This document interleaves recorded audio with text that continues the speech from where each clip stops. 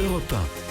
Le grand direct des médias avec Thomas Joubert. Et place tout de suite au décryptage média de Jérôme Ivanichenko. On se penche ce matin sur la fiction française. C'est le carton du moment. TF1 et France Télé l'ont bien compris. M6 aussi. Avec la série Glacé qu'on retrouve à l'antenne en ce moment. La fiction française est en pleine forme, Jérôme. Oui, le genre a le vent en poupe. J'en veux pour preuve les scores d'audience observés encore cette semaine. Lundi, c'est Clem qui caracolait en tête avec un premier épisode à 5 600 000 téléspectateurs sur TF1. Mardi, France 3 créait la surprise avec les Mystères de Lille, leader à plus de 4 millions. Mercredi, c'est France 2 qui cartonnait avec le téléfilm Je suis coupable, suivi par 4 200 000 téléspectateurs. Et hier soir, vous le disiez, section de recherche, c'était encore 6 300 000 téléspectateurs branchés sur TF1.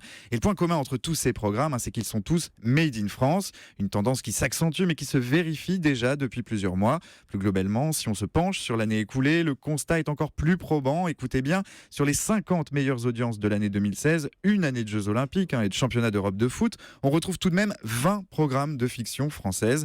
Dans le détail, dans le top 10 des fictions les plus populaires, 9 sont produites en France. Parmi elles, citons Le Secret d'Élise, diffusé sur TF1 en février l'année dernière, le plus gros carton du genre en 2016. 6 épisodes qui ont rassemblé en moyenne 7 millions de téléspectateurs pour 27% de part d'audience.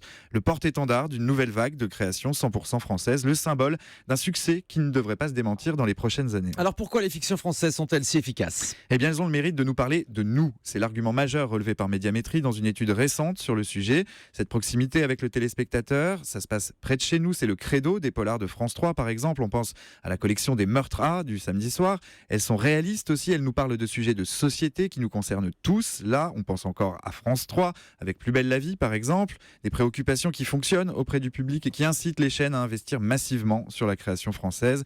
Forcément, ça se fait au détriment d'autres programmes et notamment au détriment des séries américaines. C'est un petit événement. Ces dernières années, les séries américaines tenaient encore le haut du pavé. Désormais, la tendance s'est inversée et elle risque bien de s'installer durablement dans le paysage audiovisuel. C'est notamment le souhait de M6, très satisfaite du lancement de sa série Glacé en cours de diffusion. C'est aussi le cas de France Télé qui veut jouer un rôle majeur dans le secteur. Delphine Ernotte, la patronne de France Télé, l'a rappelé récemment. Elle a augmenté de 20 millions d'euros l'enveloppe dédiée à la création, confirmant aussi la mise à l'antenne d'un nouveau feuilleton quotidien sur France 2 en 2018.